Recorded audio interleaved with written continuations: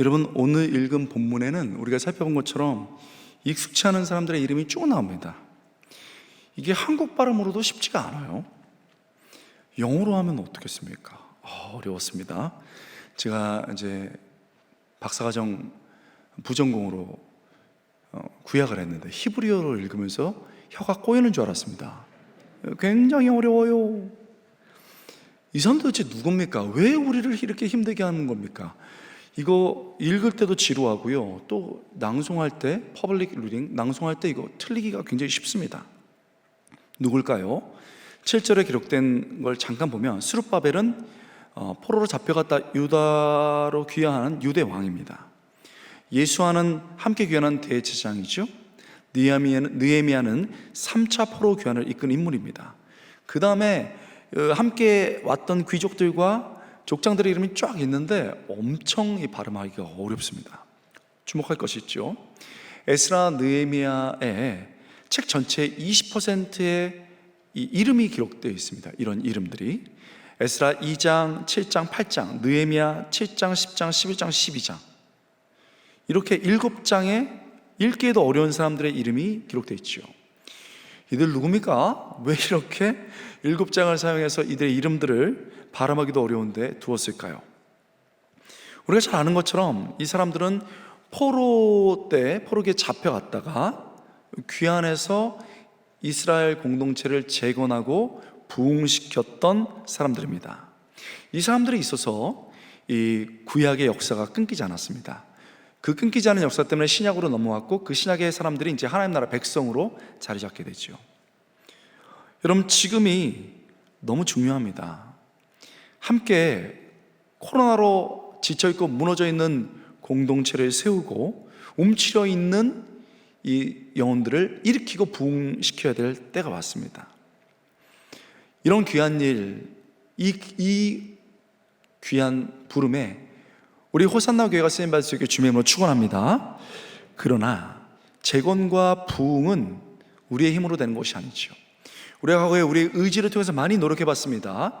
그리고 도덕적인 일도 많이 해봤습니다. 그러나 너무 쉽게 지치고 어려워지는 것이지요.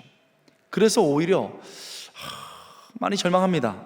그런데 중요한 것은, 우리가 무엇을 하는 것보다 중요한 것은 하나님이 어떤 분인지를 알아야 되는 것입니다.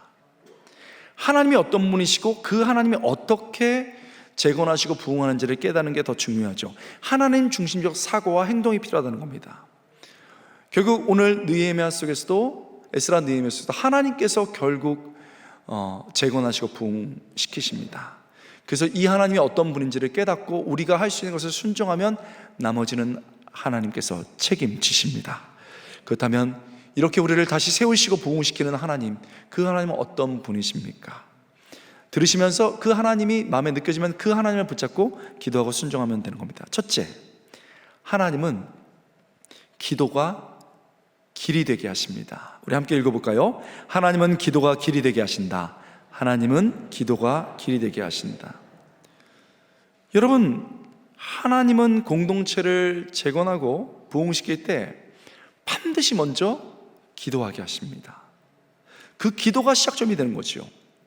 하나님의 공동체가 다시 서고 부흥이 일어날 때는 반드시 거기에 하나님을 향한 갈망의 기도가 있었습니다. 모세, 사무엘, 에스더, 신약의 바울을 생각해 보십시오. 느헤미야를 한번 살펴볼까요? 1장에 이 모습이 잘 나타나 있는데요, 이제 느헤미야가 왕궁에서 왕 곁에서 일을 하고 있습니다. 그럴 때 유다에서 어려움을 겪었던 사람들이 피신으로 와서 느헤미야를 만납니다. 3절에 보면 그들이 내게 이르되 사로잡힘을 면하고 남아있는 자들이 그 지방 거기에서 큰 환난을 당하고 능력을 받으며 예루살렘 성은 허물어지고 성문은 불탔다 하는지라. 당시에 성전은 있었습니다. 재건됐거든요. 그런데 성벽이 완성되지 않아서 엄청나게 많은 공격들을 받았고, 그러면서 성전의 일부가 막 무너지고 성벽 남아있는 것도 무너지면서 온갖 약탈이 일어난 겁니다. 그 소식을 딱 듣고 왕의 궁전에서 일하고 있던 안정적인 위치에 있던 느헤미야가 어떻게 했겠습니까? 참을 수가 없는 거예요. 그러면서 5절 4절입니다. 내가 이 말을 듣고 앉아서 울기 시작했습니다.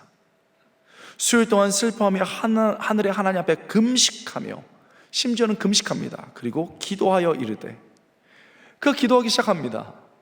그 기도의 내용이 5절부터 나오죠. 이르되 하늘의 하나님 여호와여, 크고 두려우신 하나님이여, 주를 사랑하고 주의 계명을 지키는 자에게 언약을 지키시며 긍휼을 베푸시는 주여 간구하나이다. 그러면서 이제 종이 주의 종들인 이스라엘 자손을 위하여 주야로 기도하오며 우리 이스라엘 자손이 주께 범죄한 죄들을 자복하오니, 회개하오니 주는 귀를 기울이사 눈을 여시사 종의 기도를 들어주시옵소서. 나와 내 아버지의 집이 범죄하여 주를 향하여 크게 악을 행하여 주께서 주의 종 모세에게 명령하신 계명과 율례와 규례를 지키지 아니하였나이다.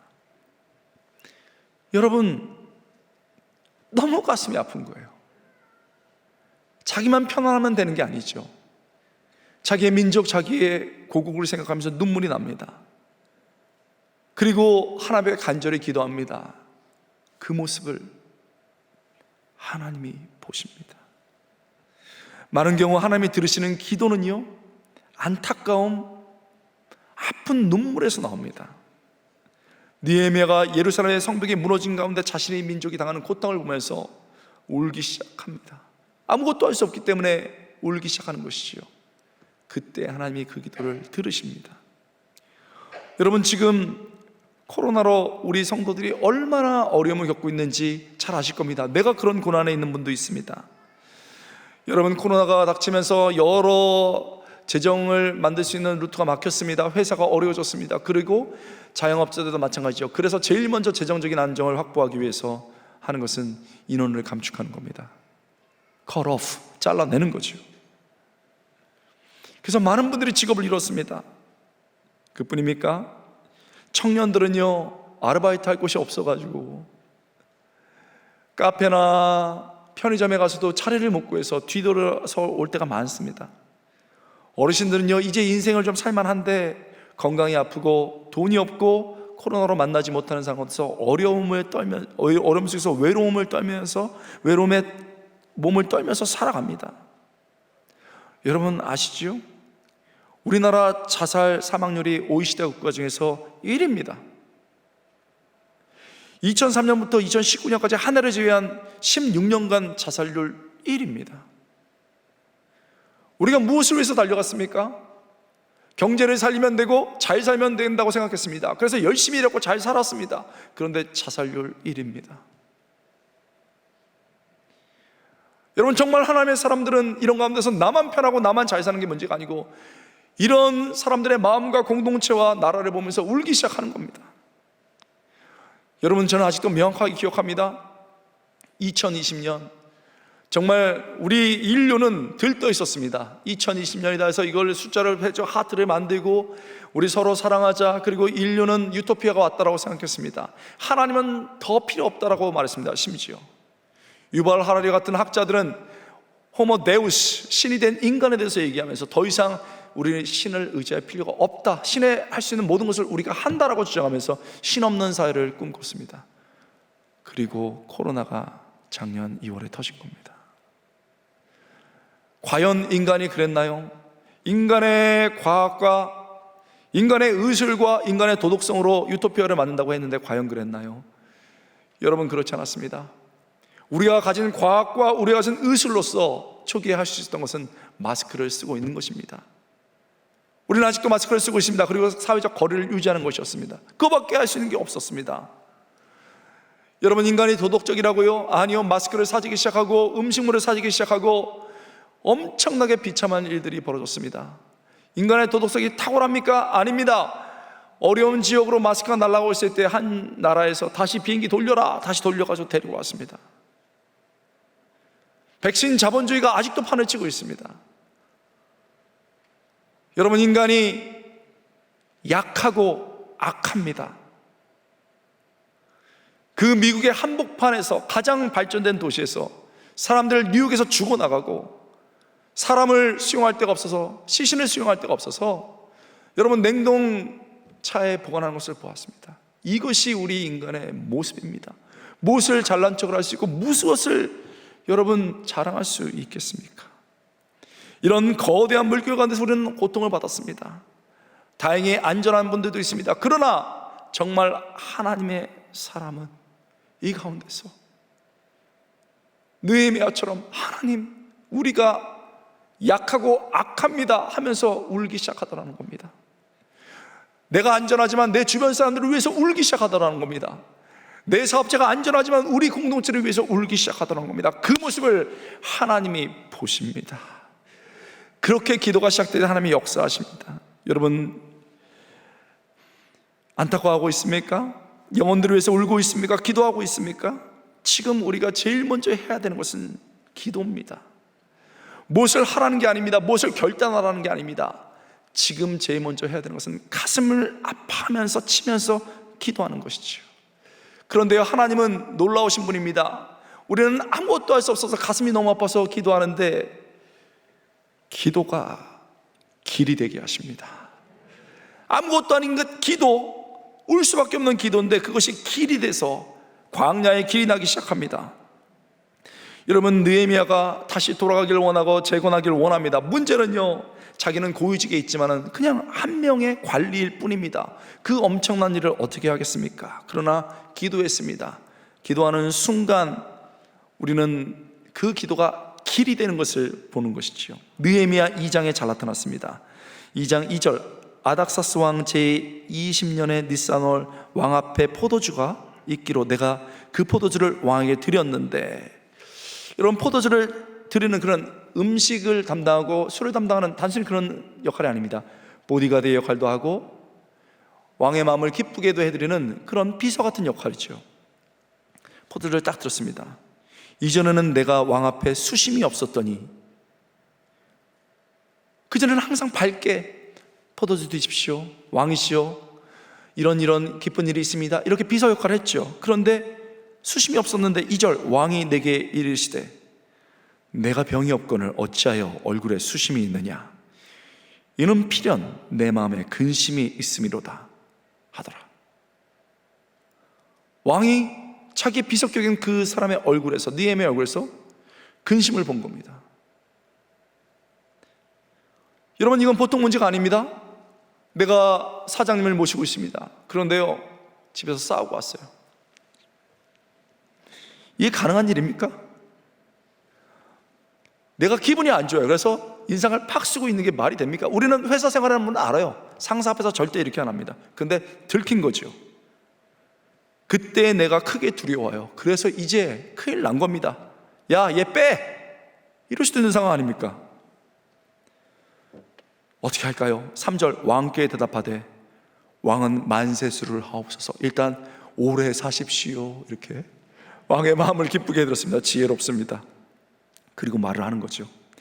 내 조상들의 묘실에 있는 성읍이 이제까지 황폐하고 성문은 불탔사오니 내가 어찌 얼굴에 수심이 없사오리까. 너무나도 개인적인 얘기를 하고 자기 민족의 얘기를 했고 종교적 얘기를 한 겁니다. 큰일 난 거예요. 그런데 기도하다가 마음에 뜨거워서 나온 겁니다. 왕이 내게 이르시되, 판결이 나옵니다. 떨리는 순간입니다. 어떻게 될까요? 그런데 놀랍게도 왕이 내게 이르시되 그러면 내가 무엇을 원하느냐. 분노하지 않으시고 무엇을 원하냐고 말합니다. 하시기로 내가 곧 하늘의 하나님께 묵도하고, 떨리는 순간이죠. 소리내서 할 수는 없습니다. 그러나 잠시 하나님께 다시 기도합니다. 그리고 말합니다. 왕에게 아뢰되 왕이 만일 좋게 여기시고 종이 왕의 목전에서 은혜를 얻었사오면 나를 유다 땅 나의 조상들의 묘실이 있는 성읍에 보내어 그 성을 건축하게 하옵소서 하였는데. 그럼 이게 무슨 말입니까? 제가 이거 내려놓고 휴가 다녀오겠습니다, 이 얘기 아닙니까? 그것도 하루 휴가, 이틀 휴가가 아니에요. 꽤 오랜 시간이 걸리는데 밑에 관료로 비서로 있는 이 사람이 저 이런 상황에서 저 가기 원합니다. 그때 6절에 보면 왕후도 옆에 있었습니다. 큰일 난 거죠. 그런데 말합니다. 왕이 내게 이르시되 내가 몇 날에 다녀올 길이며 어느 때에 돌아오겠느냐 이렇게 묻습니다. 하고 왕이 나를 보내기를 좋아합니다. 자, 그래서 기한을 정하는 거죠. 언제까지 다녀오겠습니다. 여러분, 여기까지 했어야 돼요. 지금 휴가도 장기 휴가 줬는데 거기에다가 그 다음에는 기가 막힙니다. 유급 휴가를 주옵소서, 편리시설도 주옵소서, 제가 들고 갈 선물도 주옵소서, 이런 얘기를 하는 거예요. 지금 간이 배 밖으로 나오도다, 이런 거예요. 또 왕에게 이르되 왕이 만일 좋게 여기시거든 강서쪽 총독들에게 내리시는 조서를 내게 주사 그들이 나를 용납하여 유다에 들어가기까지 통과하게 하시고, 적들이 많았거든요. 반대하는 사람이 많았습니다. 그런데 프리패스 주옵소서, 그냥 통과권 주옵소서, 이렇게 얘기한 겁니다. 뭐 여기까지도 괜찮아요. 8절 마음이 떨립니다. 또 왕의 살림 감독 아삽에게 조서를 내리사, 지금 누가 왕이고 누가 관료인지 모르겠어요. 왕의 살림 감독, 왕의 살림, 왕의 목재, 그거 굉장히 중요합니다. 왕의 그 재산입니다. 조서를 내리사 그가 성전에 속한 영문의 문과 성곽과 내가 들어갈 집을 위하여 들보로 쓸 제목을 내게 주게 하옵소서. 이게 무슨 말입니까? 그런데 그렇게 기도하고 얘기했는데 길이 됩니다. 하매 내 하나님의 선한 손이 나를 도우심으로 왕이 허락하고, 할렐루야, 주를 보십시오. 내 하나님의 선한 손이, 나는 힘이 없어서 느헤미야는 힘이 없어서 울고 기도했습니다. 그런데 울고 기도하는 그 모습을 보시고 들으시고 그 기도가 길이 되게 한 겁니다. 하나님의 손이 움직이기 시작한 겁니다. 여러분, 우리 하나님이 이런 분입니다. 내가 할 수 없어서, 내가 불가능하기 때문에 울며 기도할 수밖에 없습니다. 하나님, 내 자신과 우리 가정과 우리 교회 어쩔 수가 없습니다. 제가 도울 힘이 없습니다 하고 기도하는데 그 기도를 보시고 나의 기도 속에 길이 되게 하시는 그분이 바로 우리의 하나님이십니다. 여러분, 코로나로 얼마나 어렵습니까? 우리 지금은 좀 만날 수도 있지만 몇 달 전만 해도요, 코로나 걸리면은 격리시키고요, 막 쳐다보기도 싫고 막 그랬습니다. 제가 목회할 때도, 작년까지 목회해도 정말 작년에 너무 어려웠습니다. 한 분이요, 회사 다니는데 회사에 수출입이 그거 줄었잖아요. 그래가지고 회사에서 정리해야 되는데 뭐 잘못 정리하면 또 큰일 나잖아요. 그래서 이렇게 보고 있다가 그분이 그만 아파버렸어요. 코로나에 걸렸습니다. 그러니까 회사에서 뭐 당연히 치료하고 격리하시오 이러고 난 다음에 이참에 쉬시죠 하고 정리를 해버린 겁니다. 몸도 코로나에 걸려서 아픈데 먹고 살 일조차 너무 막막한 거예요. 성도 여러분, 우리가 얼마나 귀한 믿음을 갖고 있는지 모릅니다. 그러나 일순간에 또 흔들리는 게 우리 모습입니다. 인정해야죠. 하나님이 너무 섭섭한 거예요. 어떻게 하나님이 이럴 수 있는가? 그래서요, 마음이 하나님께 화가 나고, 그러니까 예배가 흐트러져요. 일단 예배 나오기가 싫은 거예요. 그래도 내가 뭐 집사니까 해야지 해가지고 예배 드리는데 핸드폰 켜고 누워서 듣기 싫으면 그냥 설교만 듣고 끊고 그러는 거예요. 그러고 난 다음에 짜증도 나잖아요. 그런 모습을 이제 안타깝게 생각해서 순장님이 전화를 하면 전화를 처음에 받다가 안 받아요. 나중에 문자도 안 받습니다. 왜요? 너무 서운하고 너무 상처를 받은 거예요. 안 받습니다. 여러분, 순장이 그냥 기도하고 아무리 전화해도 안 되는 거예요. 상처받은 영혼을 우리 힘으로 어떻게 회복시킵니까? 그래서 이분이 너무 마음이 아파서 엉엉 울면서 하나님께 기도하는 거예요. 기도하는데 하나님이 기도가 길이 되게 하시나요? 그 하나님께서 네가 한번 직접 찾아가 봐라. 하나님, 거기 가면 코로나도 위험하고 문 안 열어줍니다. 전화도 안 받는데 그래도 가. 그런 마음 주셨대요. 그래서 여러분, 그 순원이 평소 때 우리 코로나 전에 좋아하는 음식들을 알잖아요. 우리 순장들 그런 거 다 압니다. 순원이 좋아하는 음식 반찬을 이렇게 해가지고 자기가 있는 돈 좀 꺼내서 그 봉투에다 넣고 손편지로 써가지고 있잖아요.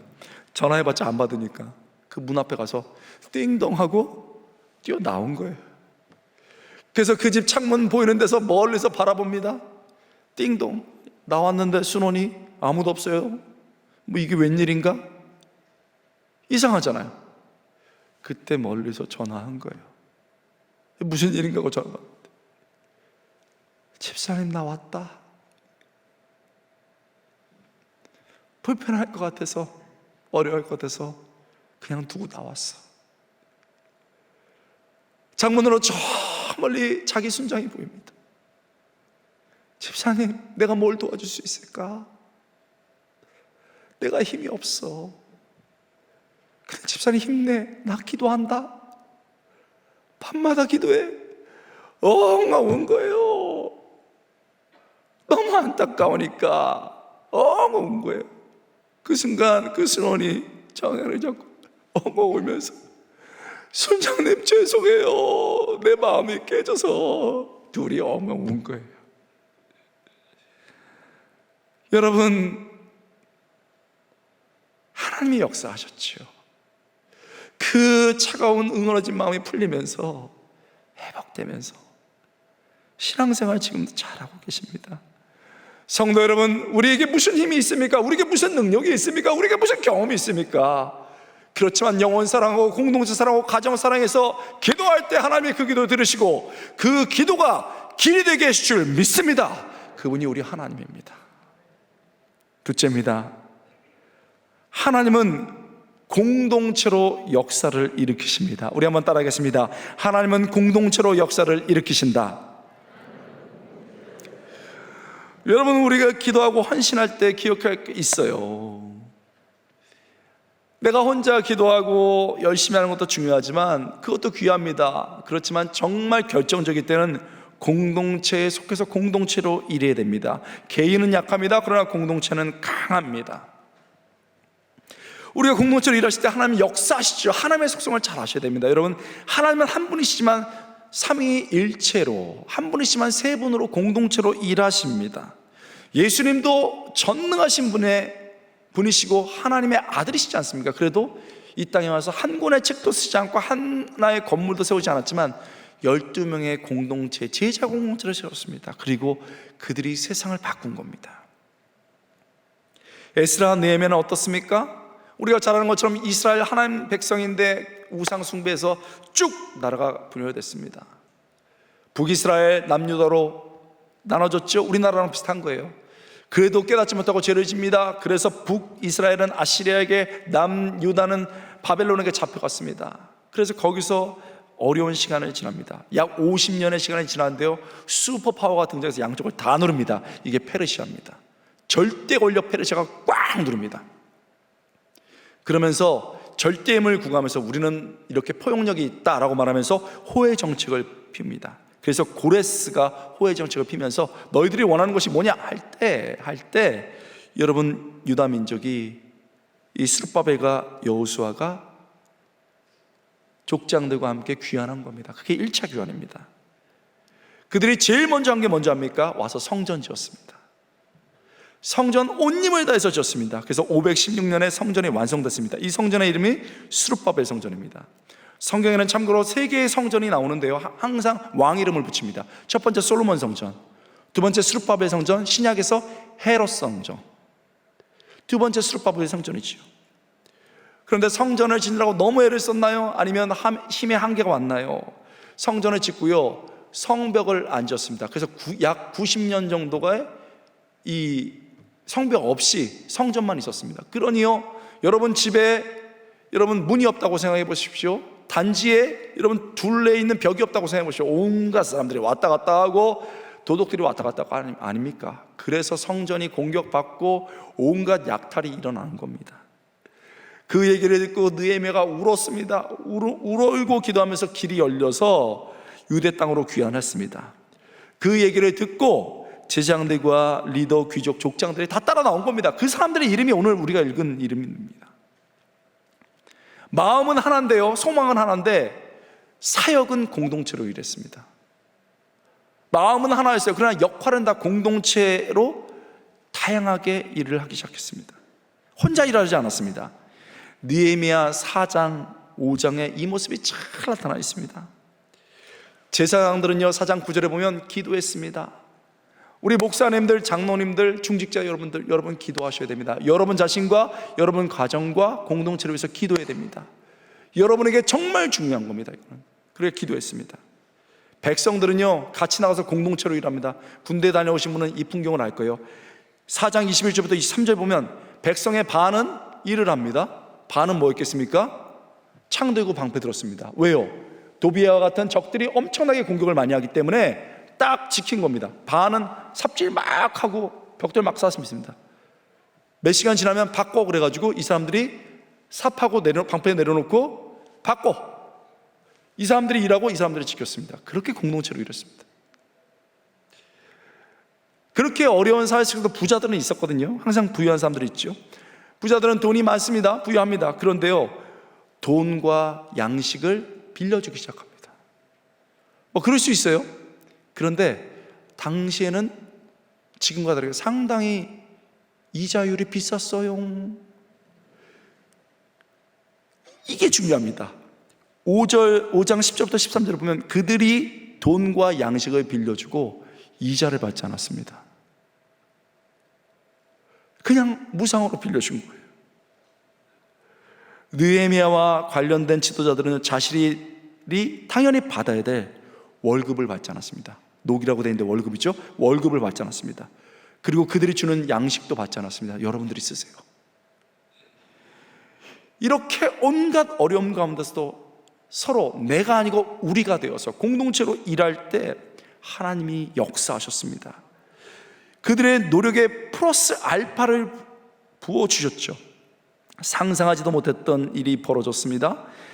예루살렘 성벽이요 몇십 년 동안에 방치되어 있었는데 단 52일 만에, 그것도 가장 더운 엘루롤, 현재 8월 9월입니다. 서 있기만 해도 땀이 나는데 52일 만에 완성했습니다. 성벽을 딱 52일 만에 완성하니까 방해했던 적들이 기가 팍 꺾여버렸습니다. 두려워하기 시작했습니다. 왜 그런지 아십니까?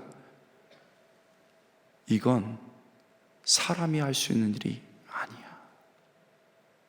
느헤미야 6장 15절 16절, 성벽 역사가 52일 만인 엘루롤 25일에 끝남에 우리의 모든 대적과 주위에 있는 이방 족속들이 이를 듣고 다 두려워하여 크게 낙담하였으니 그들이 우리 하나님께서 이 역사를 이루신 것을 아미라. 할렐루야. 진짜 역사는요 믿지 않는 가족들도, 믿지 않는 사람들도 부인할 수가 없게 되는 거예요. 그런 역사가 여러분 가정에 일어나게 주면 축원합니다. 우리 교회에 일어나게 축원합니다. 혼자가 아니고 함께 일할 때 역사하는 겁니다. 성벽이 완성됐습니다. 에스라가 수문, 워터게이트 수문의 앞에서 새벽부터 정오까지 율법을 읽었습니다. 그때 모든 백성들이 스탠드업 일어섰습니다. 그 말씀을 어기던 백성들이 일어섰습니다. 그리고 온 마음을 다해서 듣기 시작했습니다. 그리고 8장 9절에 보면 사람들이 울기 시작했습니다. 하나님의 말씀이 가슴으로 들어오면서 울기 시작했습니다. 9장 1절부터 2절에 보면 울다 못해 이제는 부르짖기 시작했습니다. 막 회개 자복 역사가 일어났습니다. 여러분 보고 계신가요? 성벽이 재건될 뿐만 아니라 사람들의 영혼에 불이 던져졌고 부흥이 일어나기 시작한 겁니다. 이 모든 것이 내가 아닌 우리로 공동체로 일할 때 하나님의 역사가 일어난 겁니다. 여러분 공동체 속에서 내가 약해도, 내가 힘이 없어도 속해서 일하면 되는 겁니다. 내가 큰 일을 하고 내가 작은 일을 하고 그게 뭐가 중요합니까? 하나님이 창 들라고 하십니까? 창 드세요. 하나님께서 삽을 들라 하십니까? 삽을 드십시오. 하나님이 기도하라 하십니까? 기도하십시오. 하나님이 그냥 그 자리만 지켜라면 그 자리를 지키십시오. 나머지는 하나님이 하십니다. 우리를 통해서 하나님이 하십니다. 그렇게 하면 되는 겁니다. 내가 무슨 중직자가 아니라고, 내가 중직자라고 힘줄 이유도 없고 아니라고 위축될 필요도 없습니다. 하나님은 삽을 들어도 창을 들어도 기도해도 다 공동체로 쓰시는 거죠. 여러분 저는요 이걸 경험적으로 합니다. 공동체에 맡긴 역할들이 다 했어요. 제가 하나님께 은혜 받고요, 나는 말씀으로 한국교회를 바꿔버리라 해가지고 신학을 한 다음에 한 교회에 들어갔으나 뜨겁게 면접할 때 저는 한국교회를 말씀으로 바꾸고 싶습니다 그랬더니 패기가 있어서 좋았는지 뽑아주셨습니다. 그래서 딱 들어갔더니 저는 한국의 첫 그 교육자 때 저는 한국을 말씀으로 바꾸기 위해서 교육자가 되었습니다. 박수 막 터지고 담임 목사가 불러가지고 그거 좋아. 근데 일단 전등부터 받고 나 진짜 이런 전등이 많았거든요. 교회 한국교회를 바꿨는데 전등으로 바꾸다니. 여러분 이 정도 높지는 않았지만 그래도 2층 상당히 높은 그 지붕에 이런 조명들이 있었거든요. 사다리 놓고요 올라가는데 얼마나 무섭든지. 나는 말씀으로 한국교회 바꿔야 되는 전등 바꾸고 있네 이러다가 떨어질 뻔했습니다. 그때 떨어졌으면 저를 못 만났습니다. 지금 진짜 힘들더라고. 근데 제 역할은 전등 바꾸는 거래요. 바꿔 이렇게 하는 거예요. 그랬더니 1년 뒤에 검증이 됐는지 성경을 가르치라고. 그래서 엄청나게 열심하게 가르쳤습니다. 그때 성도들이 막 아멘하고 성경 공부하니 막 늘어나는 거예요. 여러분 여기서 잠깐 우리 부교육자한테 얘기해 드렸는데 성도 리더도 마찬가지, 부교육자도 마찬가지입니다. 여러분 담임 목사님이 부교육자들 일 잘하면 어떻게 하는 줄 아십니까? 그 사람 더 시킵니다. 끝까지 시켜요.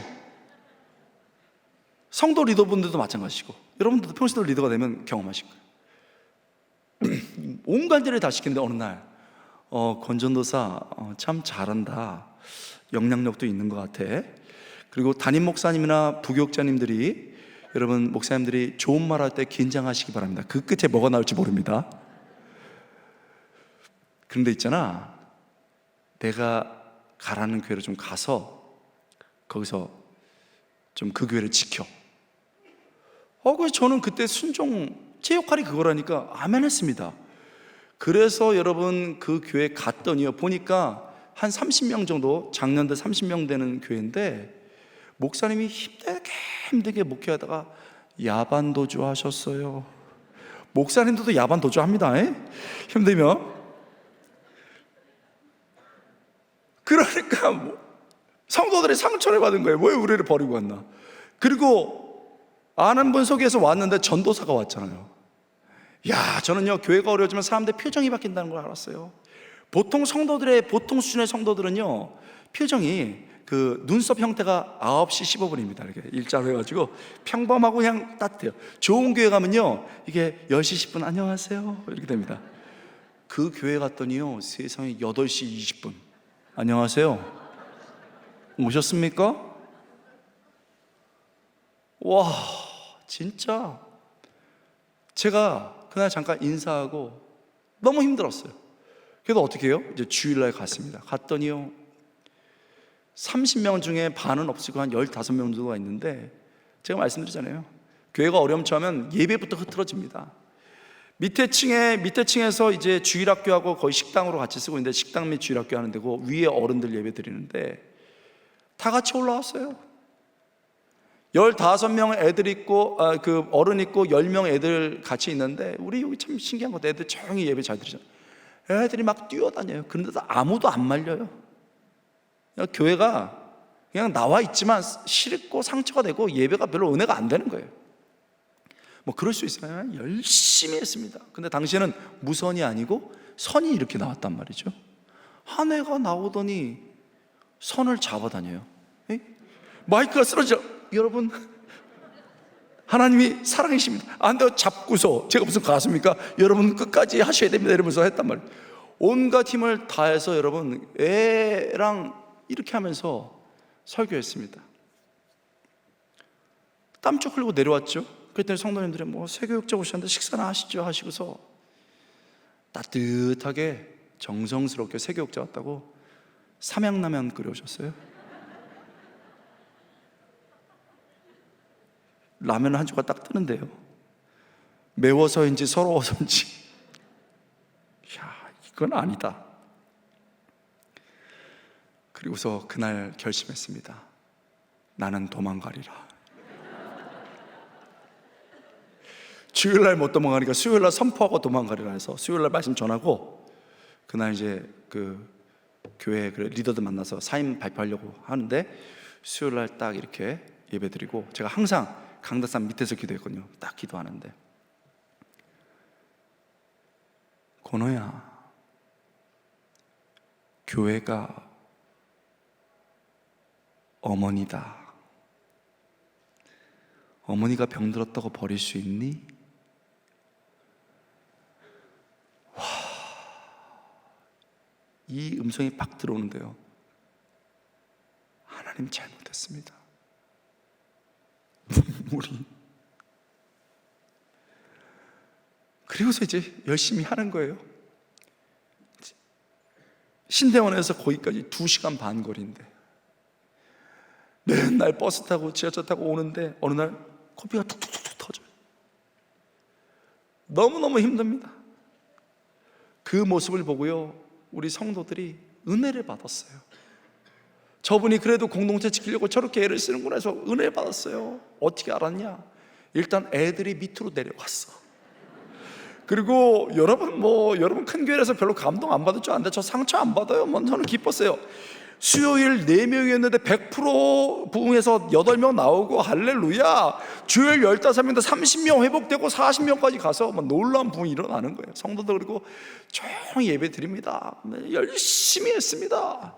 그러고서 그렇게 한 3, 4개월 했는데요, 밑에 끝나고 이제 라면 먹으러 딱 내려갔는데 그날 소고기 덮밥이 나왔어요. 박수를 치려면 크게 치시든지, 나는요 소고기 덮밥을 보면서 하나님이 살아계신 걸 알았어요. 역사한 걸 알았어요. 자기들끼리 음식을 만들기 시작한 거예요. 너무 기쁩니다. 그래가지고요, 너무 기쁜데 지금보다 조금 더 시간이 가는 10월 이제 중순 말로 가고 있는데 추워요, 너무. 그리고 당시에는 우리 어르신들 알 거예요, 이 연탄 넣는 보일러가 있었습니다. 난로가. 그리고 이렇게 나가죠. 기역자로 쭉 해가지고 은색으로 돼가지고 이렇게 굴뚝이 나갑니다. 다 좋은데 콜록콜록 냄새 납니다. 어른들이 기침하면 설교를 잘 못하겠어요. 그래서 제가 재정 집사님 불러가, 집사님 우리 히터 삽시다. 그랬더니, 목사님 저희 재정이, 제가 돈 있는 거 다 알거든요. 좀 지금은 아닌 것 같습니다. 여러분, 그때 깨달았어요. 사람들이 완전히 회복되는 것은요, 여러분 예배도 회복되지만 지갑이 열려야 돼요. 교회 상처 받으면요 절대 헌금 잘 안 해요. 다 아시면서 모르는 척 하고 계세요. 다 알아요, 다. 그러니까 이게 헌금하기 싫어, 최소만 해, 이러거든요. 그래서 제가 서럽잖아요. 우리는 항상 기도해야 되는 거예요. 그래서 하나님, 제가 열심히 하는데 너무 춥고 목 아픕니다. 아버지 히터를 주옵소서. 막 히터 그러는데 하나님께서 응답하시더라. 바로 히터 사라. 네가. 제가 무슨 히터를 삽니까, 여러분? 당시 250만 원, 300만 원 했단 말이에요. 생각해보니까 20만 원 받아가지고요, 학비 내려고 제가 7, 80만 원 모아둔 게 있었어요. 그래서 제가 그때는 순수해가지고 있잖아요, 그 봉투에다 넣어가지고 재정집사님께 찾아가서 하나님 히터 사랍니다, 이거 제가 먼저 내겠습니다 했더니 울컥하시면서, 전도사님 이렇게 안 하셔도 돼요, 제가 하나님의 뜻입니다 하고 내밀고, 안 받으면 제가 그냥 안 하려고 했더니 감사합니다 하고 넣더라고요.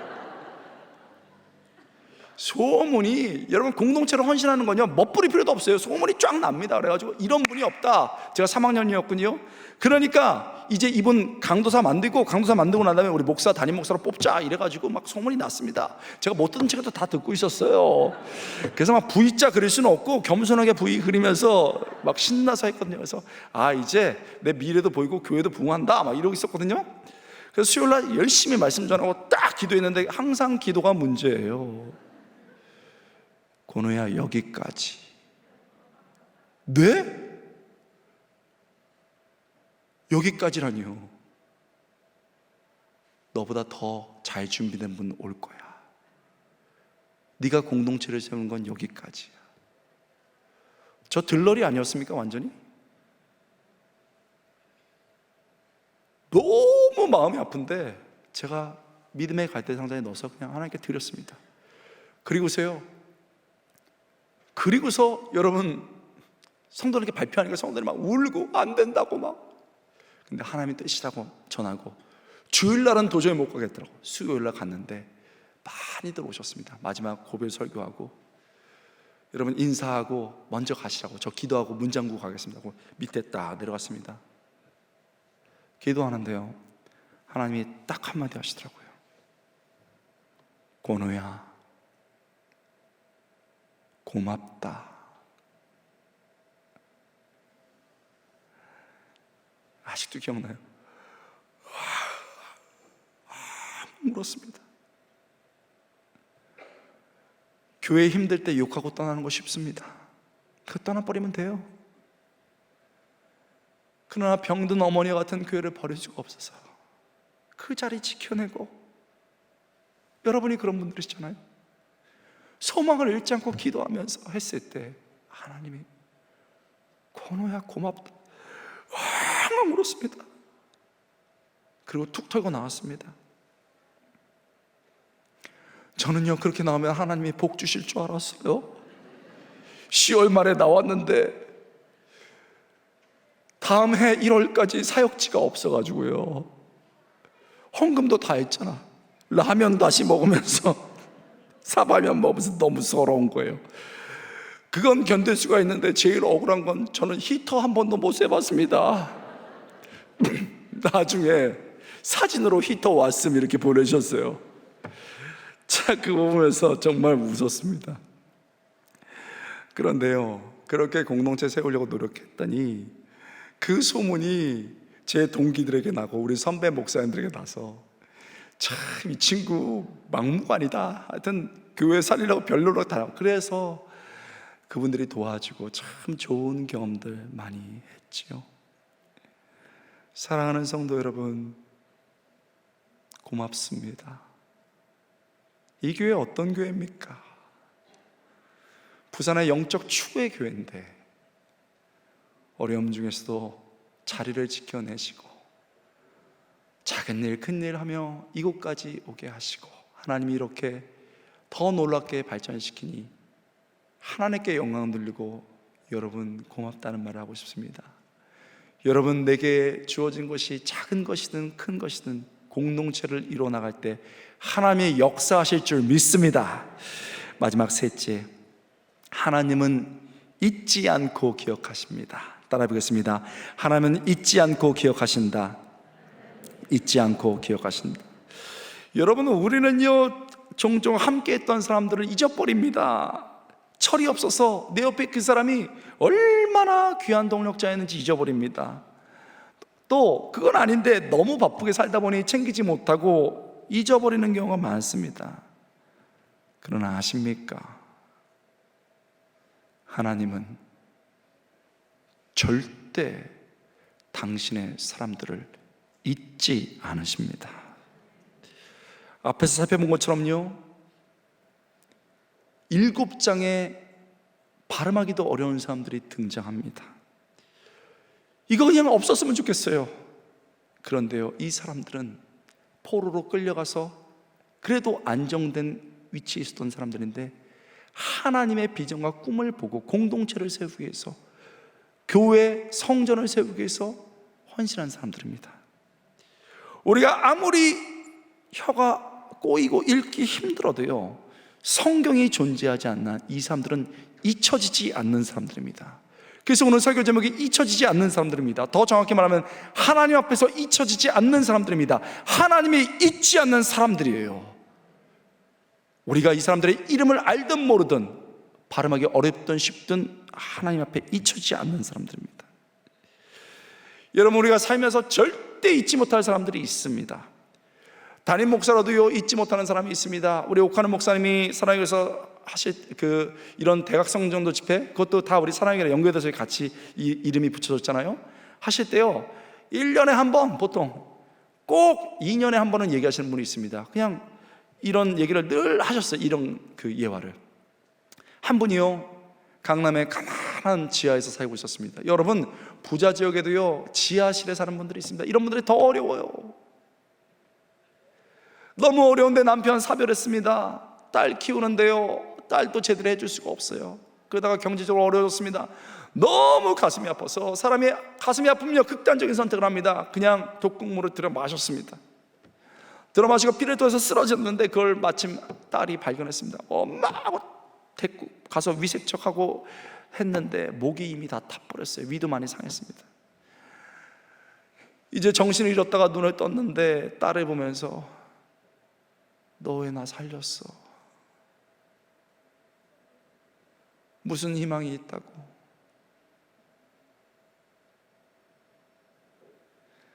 여러분, 이분이 그렇게 외롭게 병들어서 살아가는데, 죽지 못해서 살아가는데 대각성전도 집회가 벌어진 거예요. 그래서 순원 한 분이 이분을 초대했습니다. 믿음이 없는 분이잖아요. 그런데 그날 성령께서 역사하셨습니다. 성령께서 역사하셔서 그리스도께서 나 위해 죽으시고 나처럼 무능하고 나처럼 죄인을 위해서 죽으셨고 나를 천하보다 귀히 여기시고 나를 천국으로 인도하시고 내게 힘이 되주신다는 것을 이 받아들이면서 온몸으로 떨면서 받아들이고 아멘하면서 주님을 영접했습니다. 그러니까요, 우리 경험했죠? 세상이 바뀌어지는 거예요. 이제 살 희망이 생겼습니다. 그래서요, 여러분, 강남에는요, 우리 호산나교도 멋진 분들이 많지만 강남 아줌마들 보통 아니에요. 엄청 멋지고 예쁘고 그런 분들 많아요. 그 사이에서 옷 두 벌밖에 없는데 한 벌은 일하는 옷이고 한 벌은 교회 올 때 사람 만날 때 옷 입을 때 그 옷 쫙 다려입고 와서 꼿꼿하게 예배 드리는 겁니다. 그러다가 보니까요, 제일 중요한 게 뭐예요? 훈련받고 영혼 섬기는 거 아닙니까? 나 제자반 해야 되겠다 해서 여러분 제자반 했습니다. 거기는요, 정말 부유한 사람들 많습니다. 사자들이 많아요. 정말 목사도 기준는 사자들이 많습니다. 다 같은 사자가 아니에요. 엄청 많은데 거기서 여러분 제자 훈련하는 거예요. 당당하게, 내가 주님의 딸인데 당당하게 제자 훈련했습니다. 그런데요, 그렇게 가난하고 아픈 사람을 우리 제자반 할 때 동지들이 다 쌓아안고 도와주고 같이 기도한 거예요. 엉엉 울면서 수료를 했습니다. 여러분, 사역훈련까지 했어요. 그래가지고 이제 순장으로 파송되는데 우리 목회자들은 걱정한 거예요. 몸도 약하죠, 지력도 별로 없죠, 지성도 별로 없죠, 가난하잖아요. 어떻게 할 것인가 그랬는데요, 딱 순장 되자마자 놀라운 일이 벌어집니다. 이분 다락방에 사람들을 보내면 변하기 시작합니다. 알아보니까요, 이분이 가면요, 일단 따뜻하게 맞아주고 어려운 일이 있다면 울어요. 아이고, 저도 그랬습니다. 얼마나 마음이 아프세요. 자기 간증하면 그 사람이 얼싸안고 웁니다. 그리고 집사님, 제가 기도할게요. 밤새 기도하는 거예요. 그러니 아픈 사람이 낫고 마음 깨진 사람이 회복되면서 놀라운 일이 벌어집니다. 3-4명으로 시작했던 것이 10명 더 늘어서 분가하는 일정까지 간 거예요.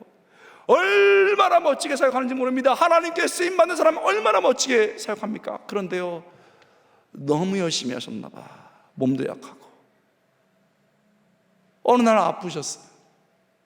열이 막 나요. 자기가 몸이 약하다는 걸 알잖아요. 직감적으로 병원에 가면서 어렵겠구나 한 거 느껴온 거예요.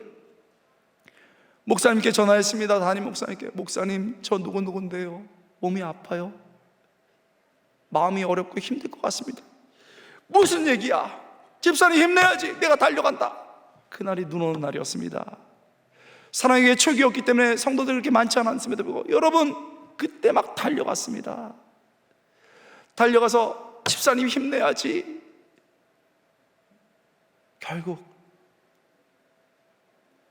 돌아가셨습니다. 그런데요, 돌아가실 때 뭐라고 하는지 아세요? 목사님, 행복했습니다. 저 같은 인생을 예수님이 구원해 주시고 저 같은 사람을 리더로 세워주셔서 많은 영혼들을 구할 수 있었던 것, 영광스러웠습니다. 담임 목사님 품에서 손잡고 가셨습니다. 그 사랑의 교회가 몇만 명이 됐습니다. 담임 목사님이 그 성도를 잊을 수가 없는 거예요. 몇만 명의 성도가 있어도 그 성도를 잊을 수가 없는 거예요. 왜요? 그 영혼을 사랑하는 마음, 공동체를 사랑하는 마음을 잊을 수가 없는 겁니다. 하나님은 어떠시겠습니까? 하나님은 우리를 만드신 분이고 우리를 사랑하신 분이기에 우리가 아무것도 할 수 없고 연약해서 눈물을 흘리며 내가 할 수 있는 일을 최선을 다하고 때로는 지치지만 다시 한번 일어설 때, 그렇게 이 느헤미야에 등장하는 사람처럼 살아갈 때 느헤미야의 사람들을 잊지 않으시는 하나님이 우리도 잊지 않으십니다. 여러분, 세상 사람들은 내가 나이 들었다고 너는 천직에서 내려왔다고 잊을 수 있습니다. 그러나 하나님은 잊지 않으십니다. 가난해서 아무것도 볼 것 없을지라도 하나님은 잊지 않으십니다. 나이 들고 냄새나서 때로는 자녀들도 고개 돌리고 돌아보지 않을 때 하나님은 우리의 정면을 보십니다. 정면을 보실 뿐만 아니고 우리의 영혼을 보시며 내가 너를 기억한다고 말씀하십니다. 사랑하는 성도 여러분, 세상은 우리를 잊고 때가 되면 우리는 잊혀질 수 있습니다. 그러나 우리는 전진할 것입니다. 우리의 인생을 받으시고 영원히 잊지 않으시는 그 하나님의 손을 붙잡고 오늘도 당당히 믿음으로 내 가정을 세우고 우리 공동체를 세우고 이 땅을 위해서 기도하면서 승리하는 멋진 성도로 살아갈 수 있게 주님의 이름으로 축원합니다. 기도하겠습니다.